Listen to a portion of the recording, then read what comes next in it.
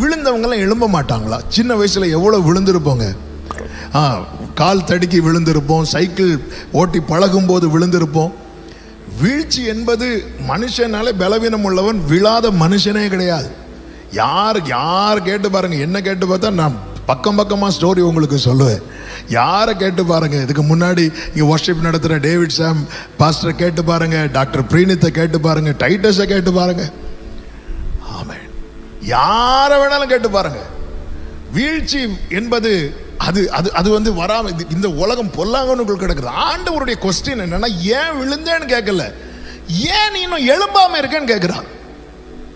நீ விழுந்துட்ட ஆண்டவர், நான் விழுந்தது தெரியும், நான் பார்த்துட்டு தான் இருந்தேன், சூப்பரா விழுந்த, தலைகுத்தி விழுந்த, நல்லா தெரியுது, அருமையா விழுந்த.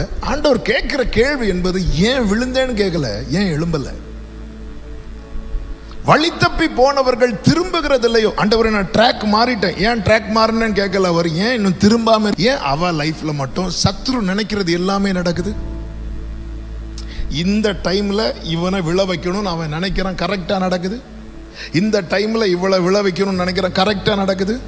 இந்த நைட்டு இவனை தூங்க விடக்கூடாது, இந்த நைட்டு இவனை வந்து மொபைல்ல ஏதாவது பார்க்க வைக்கணும், ஏதாவது பார்க்க. இப்போதான் ஒரு ட்ரெண்ட் ஆயிட்டு இந்த வெப் சீரிஸா, அது ஒரு ட்ரெண்ட் ஆயிட்டு நைட்டு ஃபுல்லா.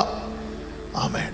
ஏன் அவன் நினைக்கிறான், இதுதான் ஆண்டவருடைய வேதனை. உன்னை நான் வேலைக்காரனாவ படைச்சேன், உன்னை நான் அடிமையாவ படைச்சேன், என் அவயவங்களில் ஒன்றாகிலும் உருவாகும் முன்னமே அது ஒவ்வொன்றையும் எந்த டேட்ல கண்ணு உருவாகணும், எந்த டேட்ல கை உருவாகணும் அவர் எழுதி வைத்த உன்னுடைய புஸ்தகத்தில், அவருடைய புத்தகத்தில் எழுதி வைக்கிறார். என் கருவையும் உடைய கண்கள் கண்டது. அவர் பார்த்து பார்த்து பார்த்து பார்த்து. ஆமென். அதாவது அவருடைய, அடிக்கடி சொல்லுகிற வார்த்தை, அவருடைய ட்ரீம் பாய் தான் நான், அப்படி சொல்லுவேன். நீங்க அவருடைய ட்ரீம்கள், அதாவது உலக தோற்றத்துக்கு முன்னே தெரிந்தெடுத்தாராம். சரி, இப்படி ஒருத்தர் இருந்தா எப்படி இருக்கும் அப்படின்னு அவருடைய கற்பனை. அவருக்கு மட்டும் உள்ள விசேஷம் என்ன அப்படின்னா, அவர் யோசனையில் பெரியவர், செயல்களில் வல்லவர். அவர் என்ன நினைக்கிறாரோ அவருக்கு அதை செய்ய முடியும்.